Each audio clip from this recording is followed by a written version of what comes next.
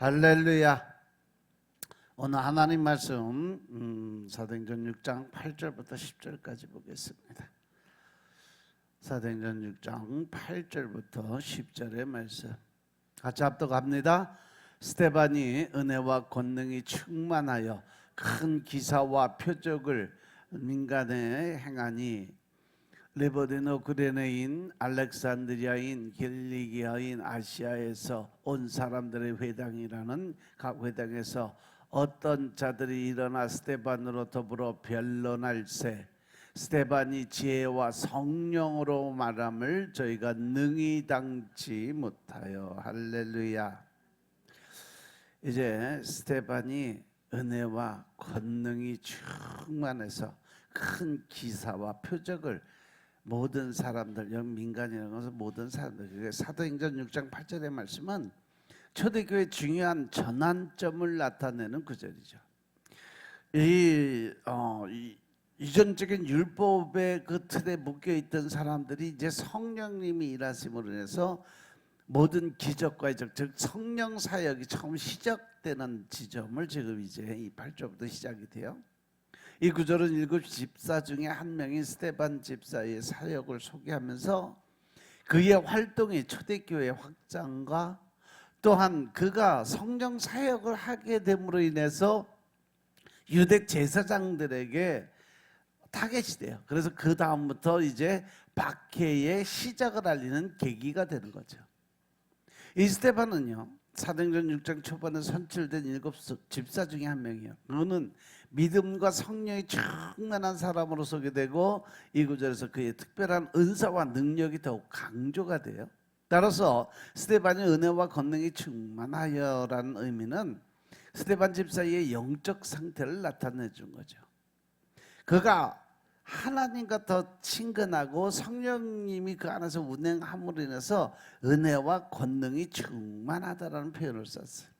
그리고 이 은혜라는 것은 하나님의 특별한 어떤 허위나 능력을 의미하는 거죠. 이것은 스데반 집사가 하나님과 그만큼 영적으로 깊은 관계 속에 있었음을 나타내는 거죠.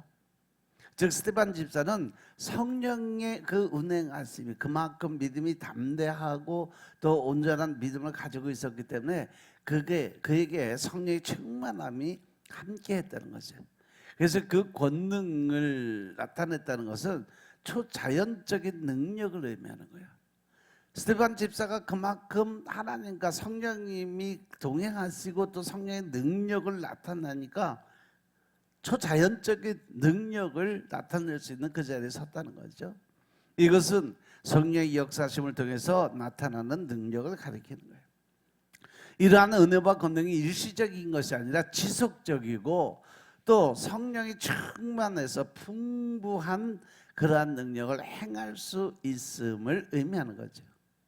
그리고 큰 기사와 표적이라는 것의 의미는 기사와 표적은 초자연적인 사건이나 기적을 의미하는데 기사는 놀라운 일이나 경이로운 현상, 인간의 힘으로 할 수 없는 또 인간의 힘으로 이렇게 대체할 수 없는 그러한 능력을 의미하는 거죠.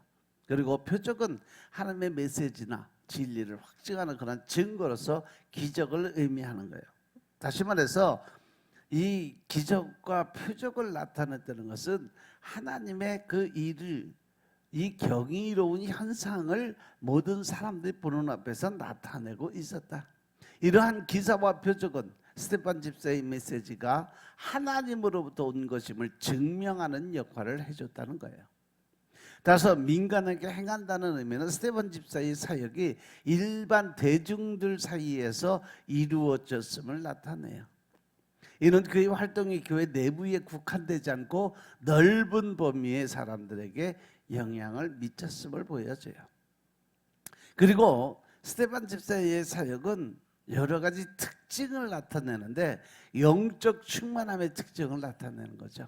은혜와 권능의 충만함은 그의 사역의 근원이었어요. 기적적 요소의 특징이 나타났고 큰 기사와 표적은 그의 메시지의 신빙성을 더해줬고 대중적 영향력의 특징이죠. 그의 활동이 민간에 이루어졌다는 것은 그만큼 폭넓게 하나님의 그 살아계심을 증거하는 그러한 자리에 들어가 있었다는 거죠.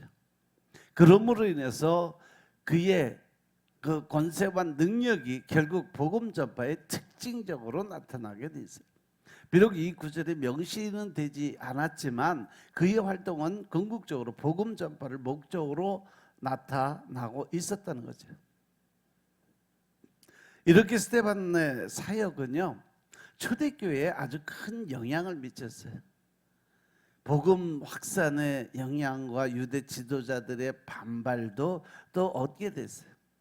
그의 활동이 더 많은 사람들이 복음을 듣고 믿게 되는 계기가 되니까 동시에 그의 강력한 사역은 유대 지도자들의 반발을 불러일으켰어요.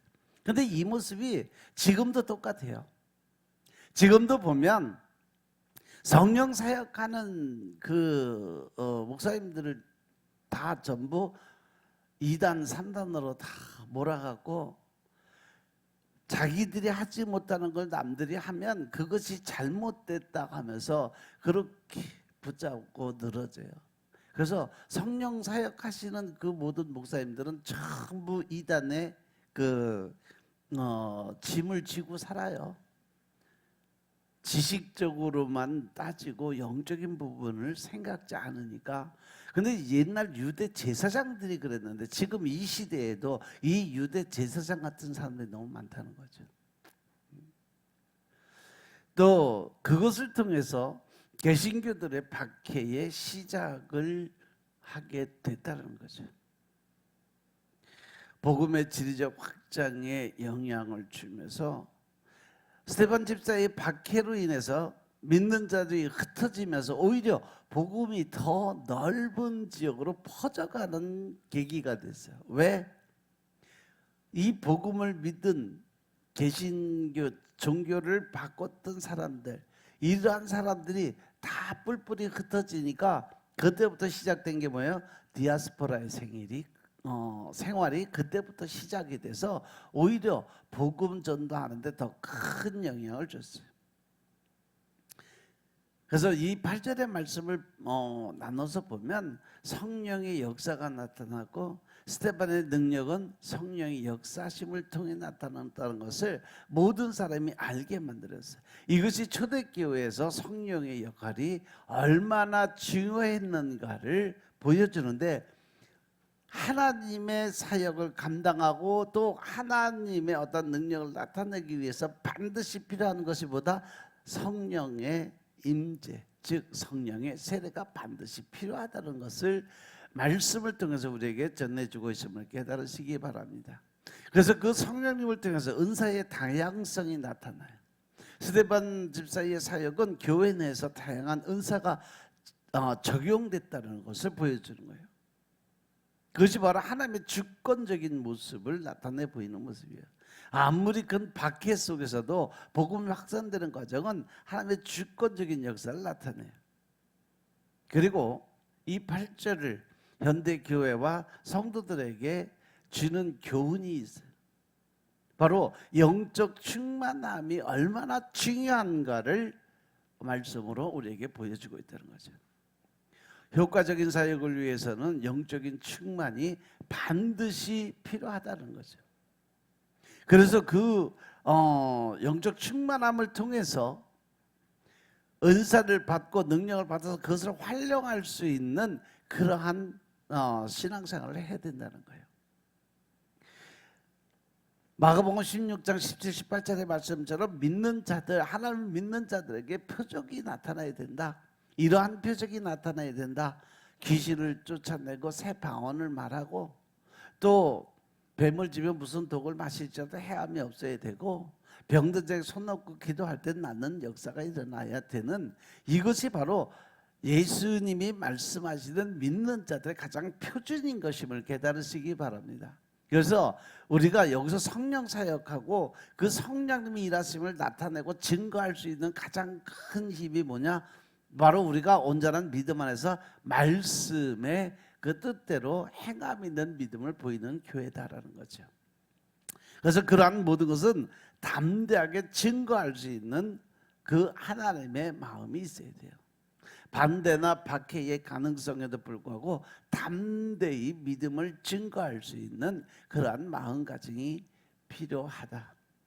그래서 오늘날도 하나님의 초자연적인 역사가 복음 전파에 아주 중요한 역할을 하고 있다는 사실 명심하시기 바랍니다. 그리고 이 사도행전 6장 8절의 말씀은 초대교회의 역동성 또 성령의 강력한 역사를 보여주는 아주 중요한 구절이에요.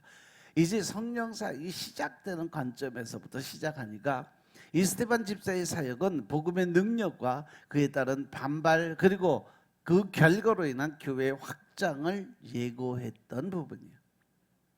이 말씀은 오늘날 교회와 개인 성도들에게 성령 충만한 삶과 담대한 증거의 중요성을 상기시키고 동시에 하나님의 뜻이 어떠한 상황 속에서도 절대로 흔들리지 말아야 되고 또 담대함으로 그것을 이루어 나아가야 된다라는 그러한 말씀을 보여주고 있어요.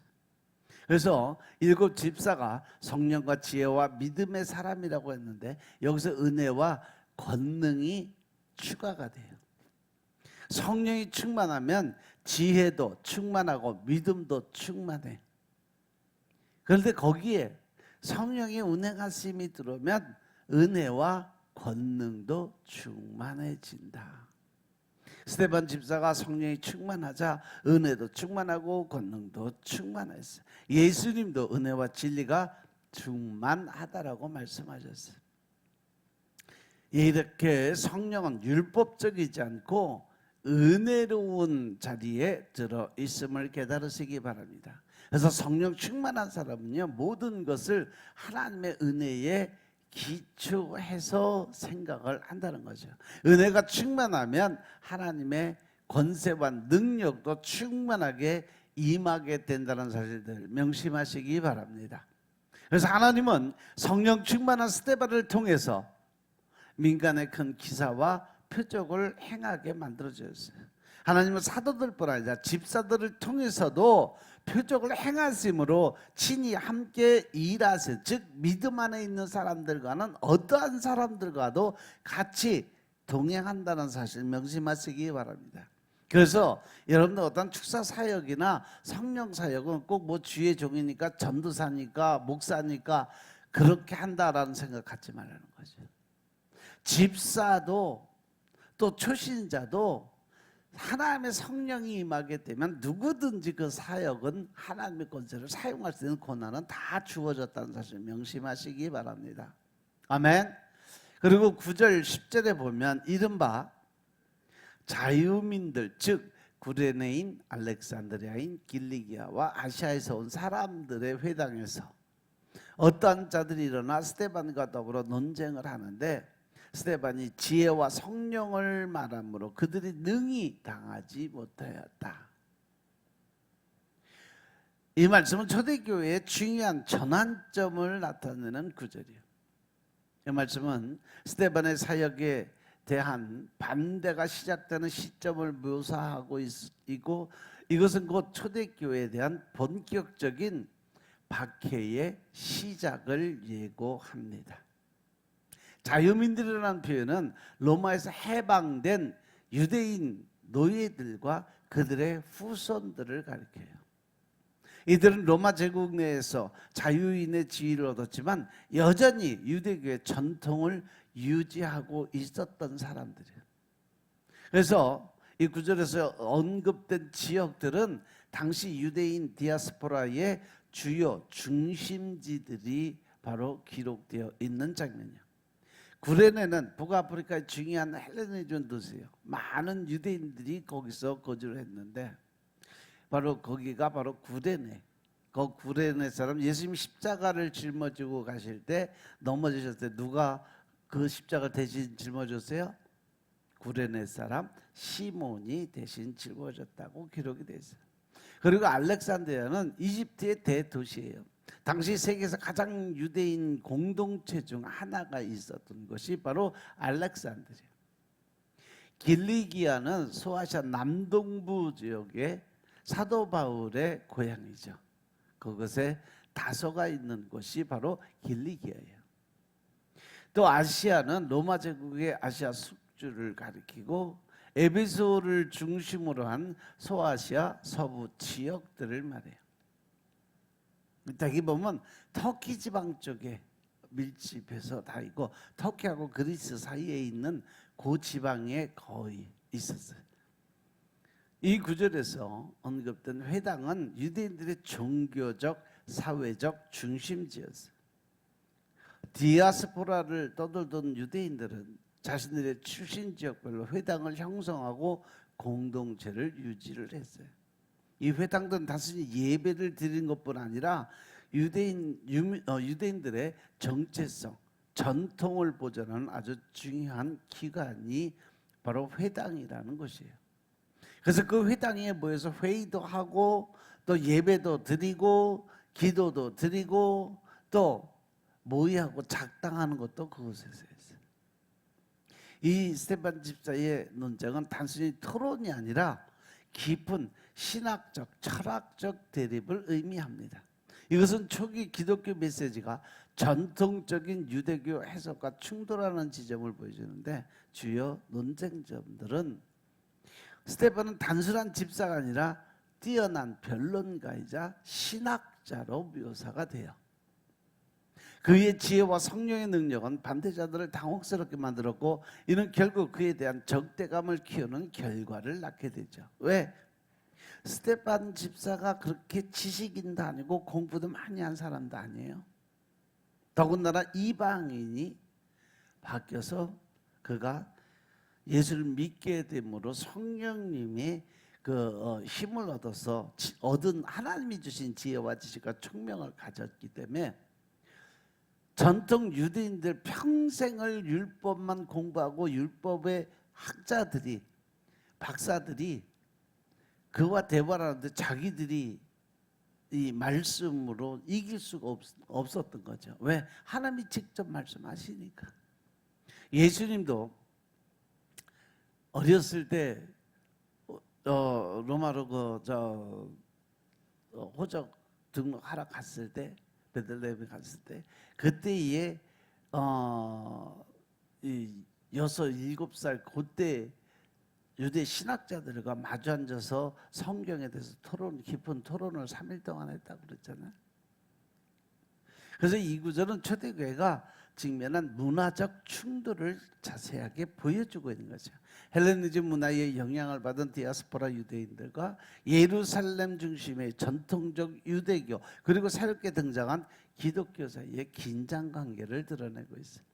이 논쟁은 그 스테반에 대한 박해로 이어졌고 이것은 초대교회 전체에 대한 광범위한 박해의 시작점이 됩니다. 알고 보면 초대교회에 많은 그 순교자들을 만드는 것이 누구냐? 이 율법주의자, 유대 율법주의자들이었어요. 그들이 로마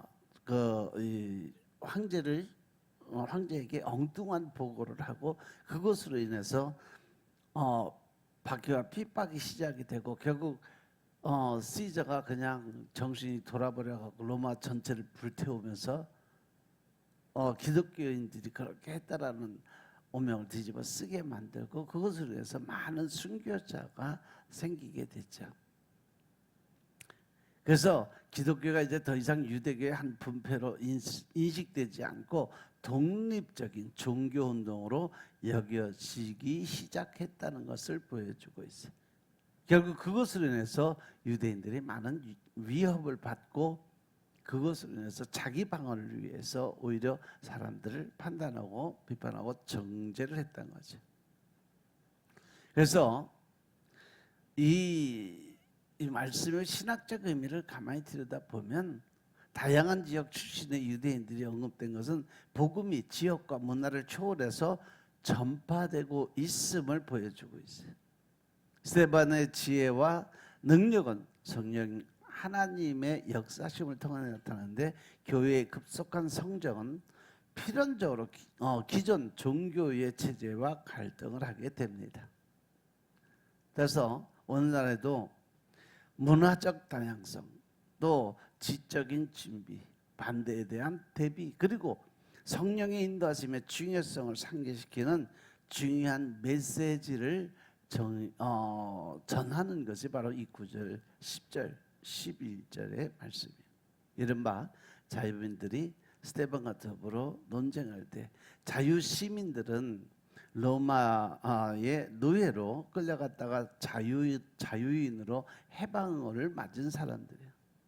근데 주 19년에 로마에서 추방되자 그들은 예루살렘으로 돌아서 회당을 지었어. 이 회당이 해방된 자의 회당이란 이름을 갖고 있었던 거죠.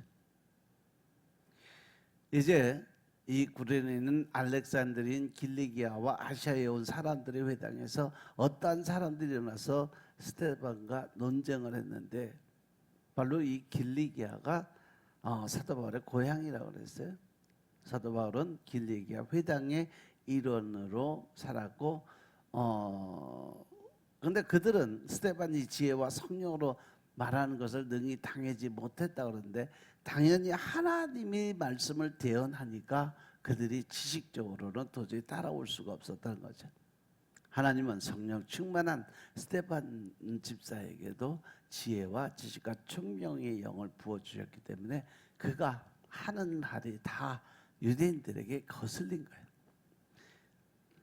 이렇게 우리가 하나님을 올바로 믿고 또 그 하나님을 경외하는 마음을 가진 자들에게 하나님이 하나님의 지혜와 지식과 총명의 주심을 믿으시기 바랍니다. 그래서 여러분들도 온전히 하나님을 믿는 믿음을 가지고 오늘 하루도 하나님이 기뻐하시는 삶을 살 수 있는 믿음의 삶을 사시길 주의 이름으로 축원합니다. 기도드리겠습니다. 아버지 하나님 감사드립니다. 오늘도 아버지의 은혜 가운데 우리가 살아갈 수 있는 삶을 살게 하시고 더 그 능력의 삶을 통해서 하나님을 좀 더 알고 깨닫게 하여 주옵소서. 신령과 진정의 마음으로 하나님의 의를 드러낼 수 있도록 주여 축복하시고, 오직 성령의 인도하심에 따라 우리가 영적으로 강건한 믿음의 군사들이 다 될 수 있도록 축복하옵소서. 오늘도 저들에게 복음의 전신갑주 입혀주시고 성령의 삼정보 맞춰주시고 예수 그리스도의 벌의 피를 뿌리고 바르고 덮습니다. 벌의 피의 능력이 저들에게 나타내 보여줄 수 있도록 축복하옵소서. 모든 말씀 우리 주 예수 그리스도의 이름으로 감사드리며 기도드려 싸움나이다. 아멘.